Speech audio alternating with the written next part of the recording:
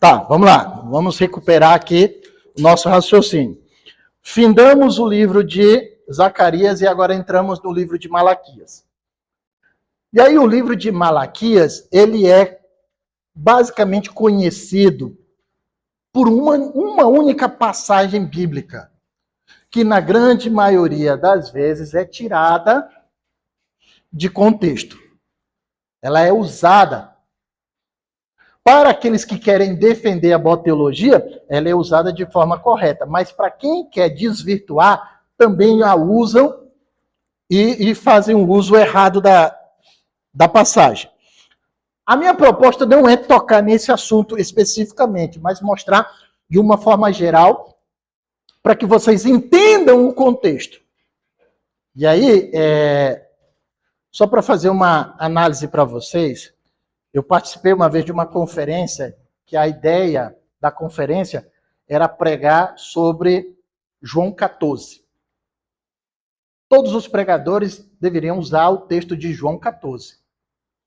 E aí apareceu um pregador que ele leu, na hora do início da sua pregação, o João 14. Só que ele não pregou sobre João 14. Ele pregou sobre o João 11, 12 e 13. E aí, eu gostei dessa análise, eu tento replicar ela, porque ele diz que o João 14 está dentro de um contexto, e para explicar o contexto, ele teve que pregar sobre o 11, o 12 e o 13. E eu sentado ouvindo o camarada, ele é muito bom.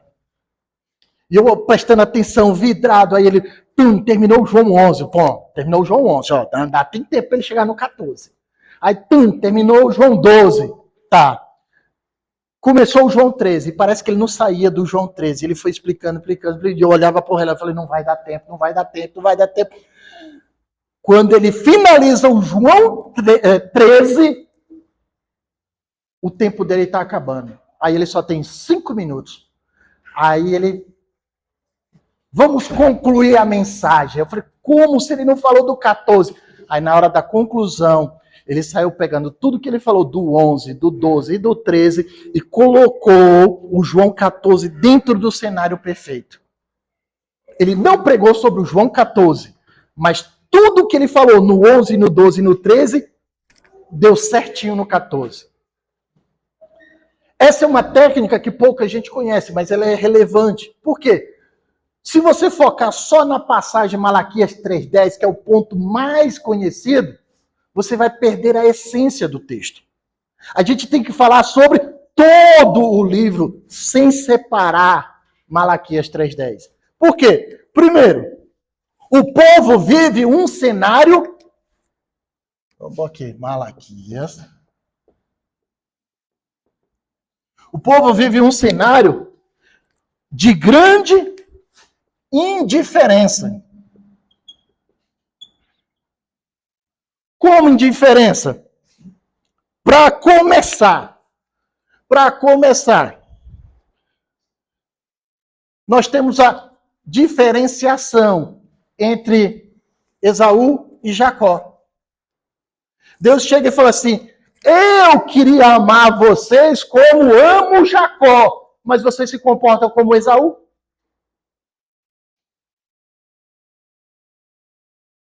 Não dá para amar Jacó se você se comporta como Esaú.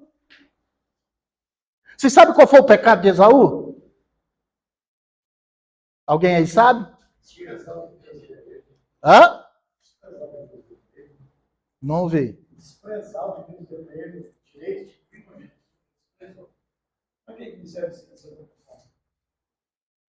Desprezo. Esse foi o pecado de Esaú, desprezo.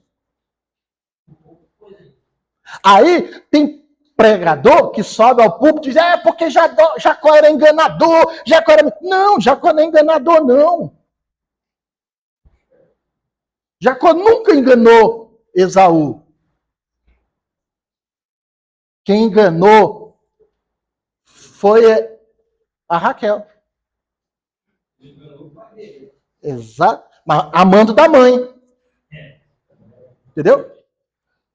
Mas aí você que é filho, você sabe, quando você faz uma coisa porque sua mãe mandou, não é você que faz. Certo? A responsabilidade está sobre a mãe. Certo? Mas o contexto ali é para quê? É para dizer para Esaú, olha, lá atrás você desprezou, não adianta querer vir agora revogar aqui não.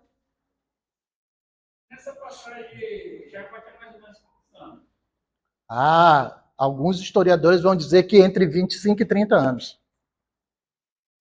Tá? Então, o desprezo de Deus começa, e Deus mostra claramente, fala assim, eu desprezo vocês, por quê? Por causa da indiferença de vocês para comigo. Tal qual Esaú e Jacó, vocês estão se comportando. Vocês querem o Deus que ama Jacó, mas se comporta como o filho Esaú. Não dá para ser assim. Aí, passa para um outro cenário que eu coloquei como automático. Que é o quê? O povo estava indo para a igreja por ir. Olha o que o texto diz aqui. Suas responsabilidades no trabalho sacerdotal, no templo, haviam se tornado uma atividade rotineira e mecânica. O que quer dizer isso? Eu tenho que ir para a igreja. Por quê? Porque eu tenho que ir para a igreja. Ah, mas você vai fazer o que na igreja? Eu tenho que ir. Por quê? Porque eu tenho que ir. Porque eu tenho que ir. E aí? Eu já tive problema muito sério com relação a isso. Já tive. Eu tenho uma esposa que vocês olham e falam, nossa, a Cláudia, mulher santa, né? Só eu sei. Só eu sei que a santidade dela acaba no S.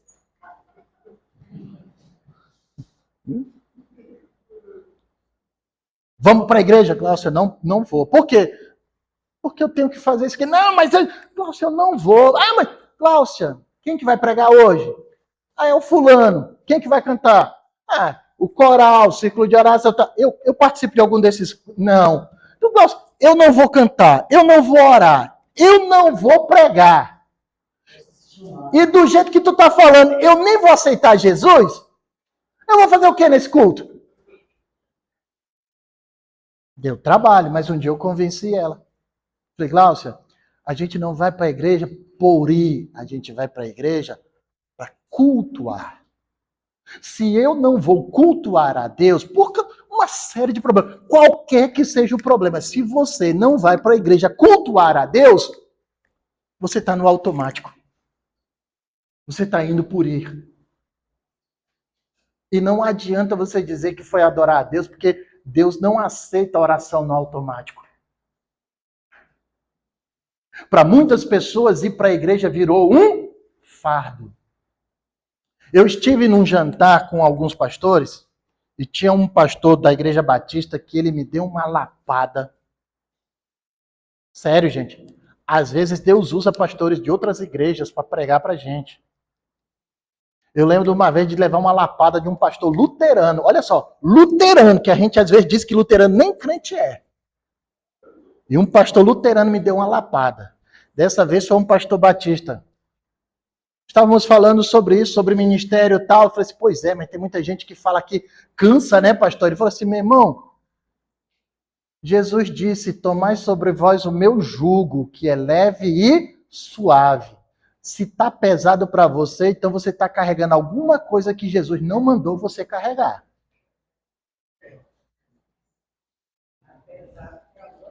Pegou a lapada aí? Se está pesado, é porque você está carregando alguma coisa que Jesus não mandou. Você precisa rever. Às vezes Deus mandou você deixar 10 quilômetros lá atrás e você está carregando.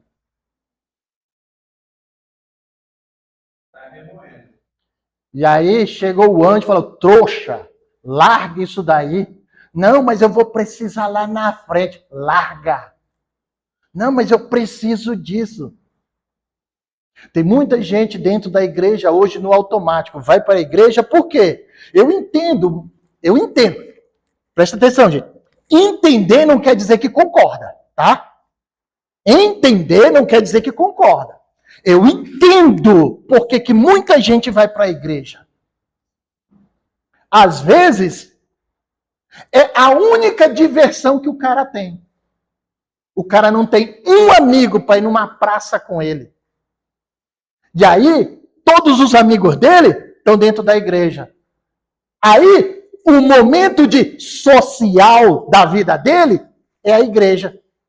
Ele não vai porque Deus está lá. Ele não vai porque vai cultuar a Deus. Ele vai para a vida social dele ter sentido. Isso é automático. Entende?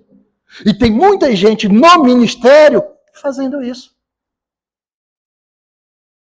Eu conheço gente.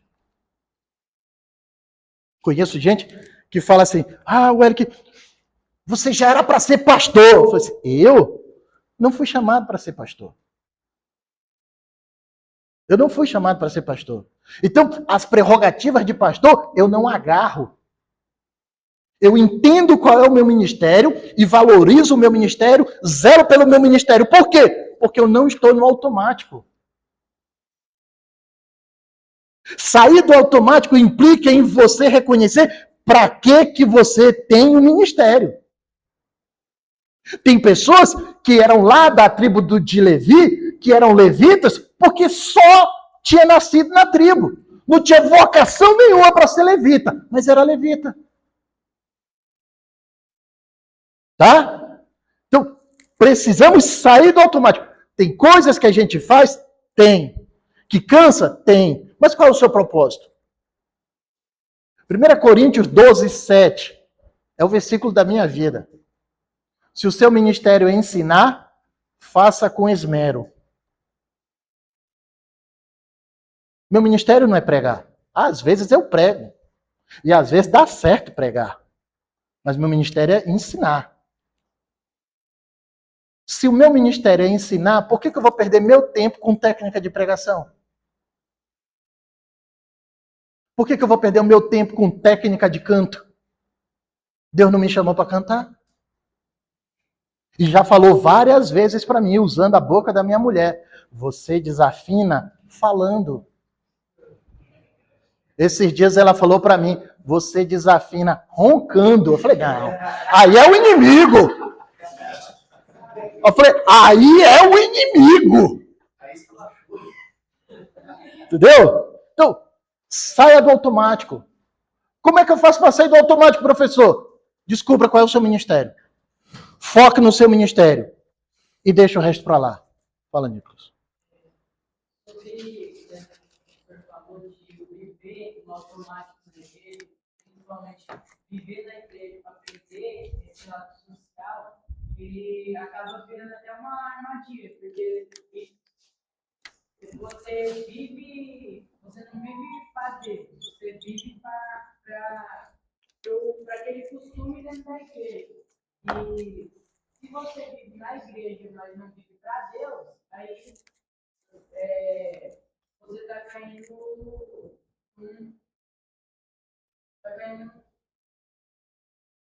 Na rotina. Vira uma rotina. Você perde o sentido. Você perde o sentido. Entendeu? Há uma frase, não sei quem é que fala essa frase, mas diz assim: descubra o que você gosta de fazer e procure um trabalho em que isso seja o seu trabalho e você nunca vai precisar trabalhar na vida. É mais ou menos isso. Certo? Então, o que a gente precisa entender? Todo mundo na igreja tem um ministério? Tem, todo mundo tem. Todo mundo tem um ministério. Só que tem gente que foi chamado para o ministério da oração e está enfiado lá no coral. Querendo cantar.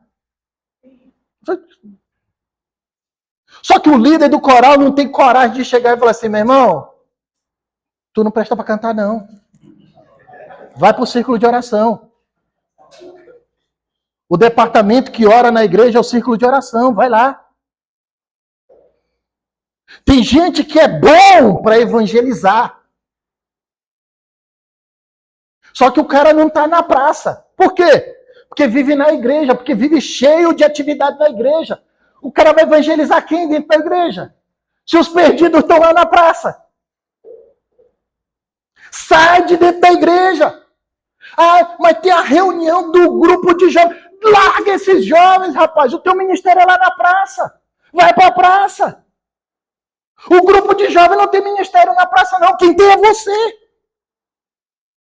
Foque no seu ministério. Pastor Hernandes Dias Lopes faz um resumo sobre o livro, faz uma explicação sobre o livro de Jó, que é maravilhoso, e ele termina com uma frase dizendo assim: cuide da sua devoção e da sua piedade, que Deus cuida da sua reputação. Acabou. Cuide da sua devoção e da sua piedade, que Deus cuida da sua reputação. Foca no seu ministério. Deixa que Deus vai cuidar dos frutos do seu ministério. Saia do automático. O povo tinha deveres, os sacerdotes tinham deveres. Por não cumprir os deveres deles, Deus disse que eles iam passar uma grande vergonha. Qual era a vergonha? A ilustração que o livro conta é: Deus disse que ia pegar estrume, cocô, ia pegar, ia jogar na cara dos sacerdotes. Gente, imagina. O sacerdote, para entrar no templo, ele passava 7 dias tomando banho em água corrente. Ele não dormia nem na mesma cama que a mulher dele, para não se contaminar. Ele vestia roupa diferenciada. Ninguém podia tocar na roupa dele, porque se a empregada tocasse na camisa dele, a camisa estava imunda, ele não podia mais usar. Era uma coisa absurda. Imagina o cara lá, todo de linho, bonitinho, aí chega alguém com uma bandeja de cocô e taca na roupa dele. Essa é a vergonha que Deus está falando. Eu vou pegar estrume e jogar na cara de vocês. Essa era uma vergonha imensa para aquele povo. E Deus está falando isso. Por que vai fazer isso? Porque vocês esqueceram os deveres de vocês. Aí tem gente que olha e fala assim: não, irmão, Deus vai levantar outro no seu lugar. Deus nunca levanta ninguém para fazer o serviço que é seu. Tá? Deus nunca levanta ninguém para fazer o serviço que é seu. Tá bom? O Rony vai evangelizar. O Elic também vai evangelizar. O Rony e o Elic vão evangelizar. Era para ser 2, não era? Só que o Elic não aparece. Vai fazer o quê? Sobrecarrega o Rony. Aí Deus vai levantar outro. Aí levanta o Flávio. Aí Deus levantou o Flávio no lugar do Elic. Mentira. O Flávio já era chamado para esse ministério. O Rony é chamado para esse ministério. O Elic é chamado para o ministério. O serviço que era para ser dividido em 3, está dividido em 2. Está sobrecarregando. Todo mundo tem um chamado dentro da igreja. Todo mundo tem um porquê estar dentro da igreja. Agora, se você não faz aquilo que o seu chamado pede, você está sobrecarregando alguém. Entende? E você vai passar vergonha. Ai, Deus vai jogar na cara assim. Aí. Malaquias, Deus está falando: eu vou jogar na cara de vocês. Os erros de vocês. Por quê? Porque é uma vergonha o que vocês estão fazendo comigo. Depois de todo esse cenário, aí Deus joga na cara a infidelidade. Vamos botar aqui. Infidelidade. Que eu não preciso falar muito, né? Aí Deus chama eles de fingidos.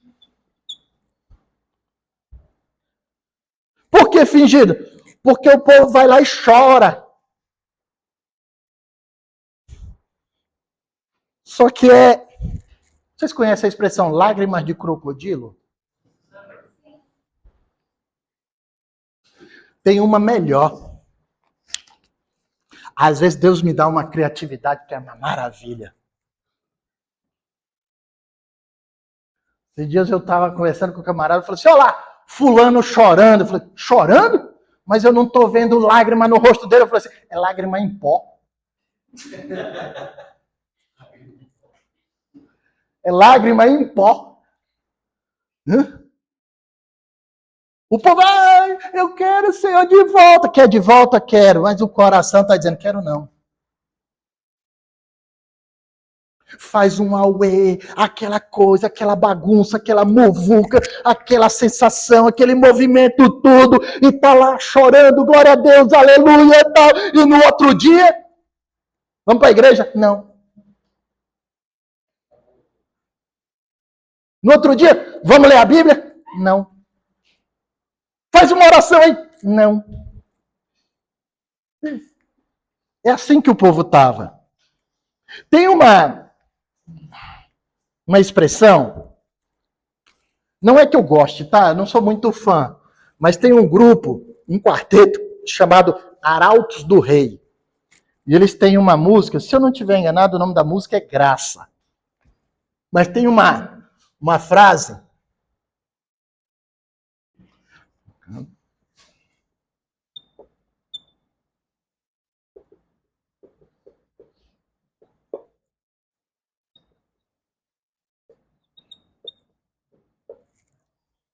Tem uma frase que diz assim: pecado não se explica, se paga.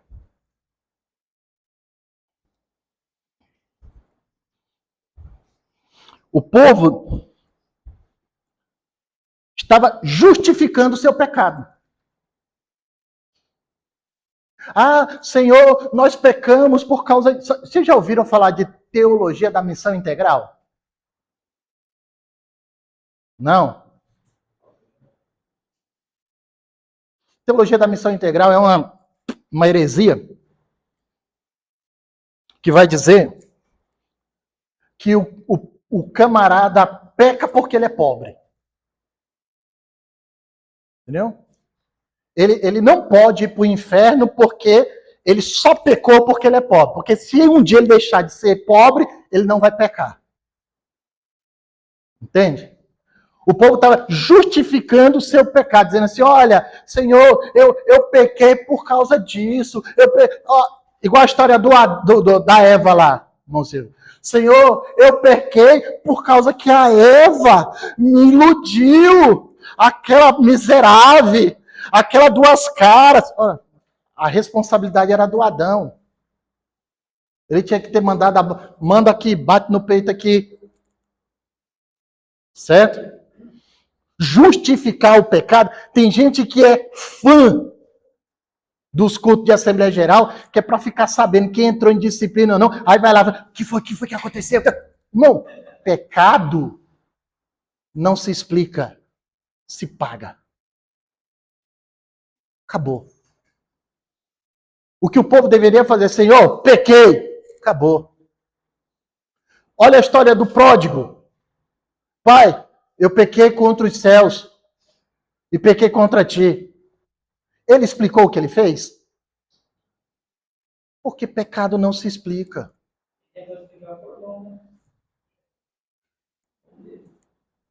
Entende, gente? Aí a gente entra no Malaquias 3. Tá todo esse cenário.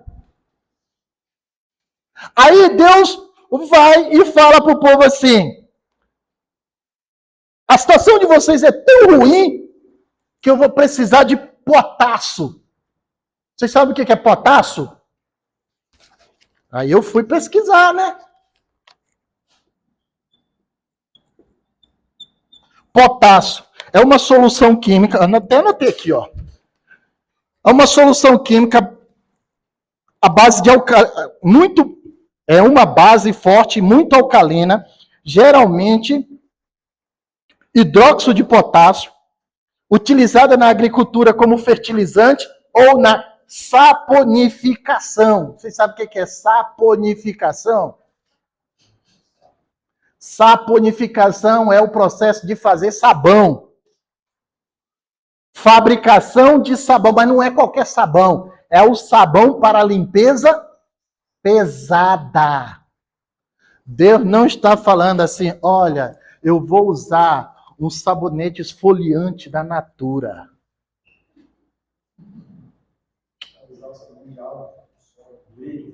Não, ele está dizendo assim, eu vou usar um Solupan. Remover disso mesmo. Irmão. Pensa aí, naquele mecânico que volta para casa com a roupa toda cheia de graxa. Aí a mulher pega e bota no tanque lá, esfrega, passa a noite esfregando e no outro dia tá lá, branquinho, limpinho, bonitinho, para ele voltar lá no trabalho e melar com graxa de novo. Foi isso que Deus fez com esse povo.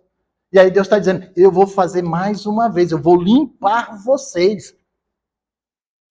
Aí Deus está dizendo assim, olha, vocês pecaram contra mim. Vocês até me roubam. Aí entra o Malaquias 3:10. Ai, Senhor, no que é que nós estamos te roubando? Aí Deus fala assim, nos dízimos e nas ofertas, é um exemplo só, um caso de roubo de vocês é dízimos e ofertas. Por quê? A gente está trazendo. Não estava trazendo. Gente, há uma discussão, não quero entrar no mérito. Dízimo só tem esse nome por causa da palavra latina, 10ª parte. É a 10ª parte. O dízimo de 1.000 é 100. O dízimo de 10 é 1. Levando a sério a proporção de dízimo, é a mesma coisa. Pega o valor, divide por 10 e acabou. Ah, mas o fulano ganha 1 milhão, mas ele dizima 10% igual você. Acabou. Dízimo não é 2%, dízimo não é 15%. Dízimo é 10%. Agora, mais importante do que a porcentagem é a disposição do coração de dizimar. Lembra de Ananias e Safira? Eles dizimaram. Foi 10%. E Deus matou. Por quê? Se eles dizimaram 10%. Do valor total, né?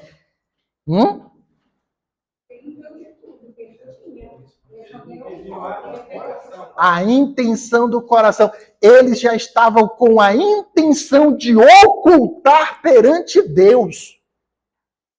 Meu irmão, com toda sinceridade. Antes eu ficava com medo de falar isso. Hoje eu não tenho mais medo, não. Meu irmão, Deus não está nem aí pro seu dinheiro, não. Você está preocupado que Deus vai olhar para quanto você está dizimando? Você está sendo um trouxa. Lembra? 2 aulas atrás?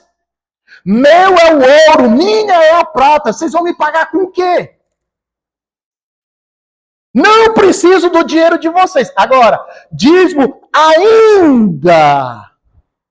A igreja não aprendeu isso. Dízimo é fidelidade, é compromisso. Não é valor monetário. É disposição de dizimar. É disposição de adorar a Deus com aquilo. É a disposição que você tem. E aí é onde Deus fala assim, vocês estão me roubando. Porque estão trazendo dinheiro que nem é fruto do trabalho de vocês. Estão trazendo dinheiro que é fruto do trabalho errado de vocês. Eles estavam levando dízimo até de prostituição. Estavam dizimando, só que a motivação para o dízimo estava errada. Aí Deus diz assim, traga o dízimo para a casa do tesouro. Por quê? Tinha que entrar dentro da igreja. O negócio é esse, é voltar para a igreja. A casa do tesouro era um quartinho, tipo a tesouraria das igrejas hoje. É lá dentro da igreja. Tinha que entrar. Entre, com o coração sincero, dizime, saia, e aí faça a prova de mim. Esse é o ponto. Certo? Era um local. Era um quartinho dentro do templo. Certo? Deus depois, no texto 4, já estamos acabando, Deus vai fazer uma brilhante ilustração dizendo que esse povo era o tesouro dele. Esse povo era o tesouro. Você é precioso porque você serve a Deus. É só por isso. Deixa de servir a Deus que você perde o valor. Acabou. Você só é precioso porque você pertence a alguém.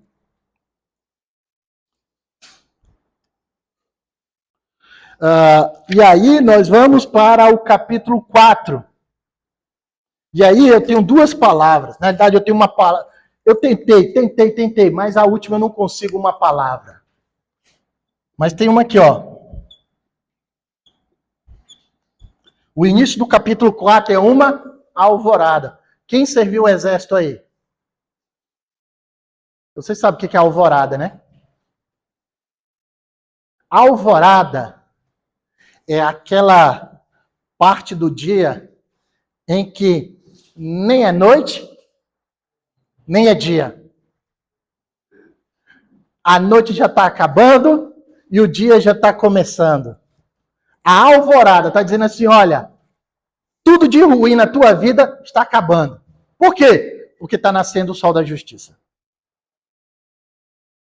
A alvorada é aquela parte do dia em que você sai de casa e você olha, o céu não está mais negro, mas também não está claro. É uma coisa linda. Eu não sei se eu falei nessa turma, foi na turma passada. Vocês já ouviram falar da expressão estrela da manhã? É na alvorada que a estrela da manhã aparece. Entendeu? É na alvorada que você encontra a estrela da manhã. E a última palavra para a gente terminar, eu não consegui uma palavra só. Então vai uma expressão.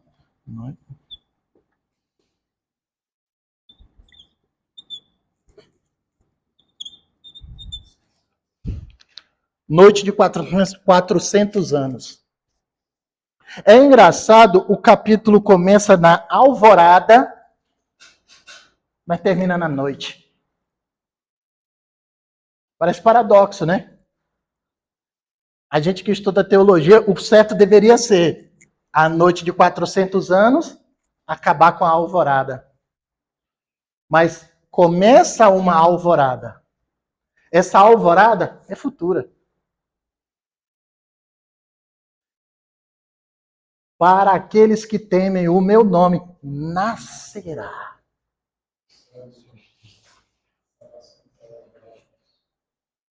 Nascerá. Mas para todos os outros, por que noite de 400 anos? Acaba o livro de Malaquias. Começa Mateus. Nesse período aí, 400 anos, o povo não teve profeta. 400 anos o povo não teve profeta.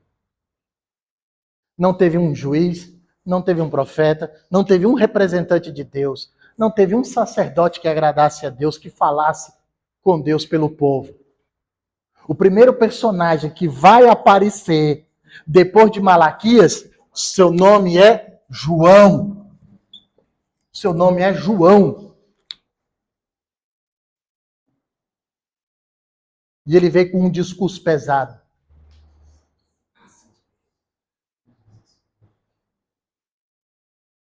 Ele veio com um discurso pesado. Bando de cobra fingido.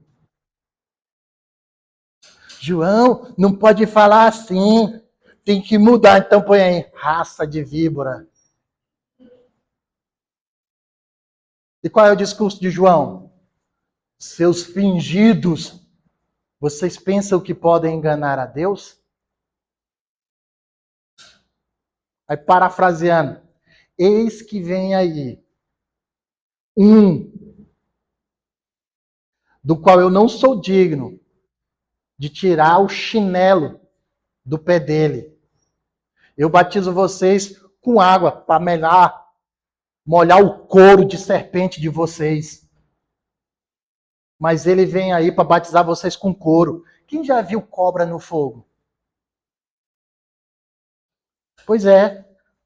Suas víboras, vocês vão ter que passar pelo fogo dele. Não há um aqui que escape. Todos vão passar pelo fogo dele. Mas fiquem calmos, porque ele é o Cordeiro de Deus que tira o pecado do mundo. Esse era o discurso de João Batista. E se João fosse pregar na sua congregação hoje?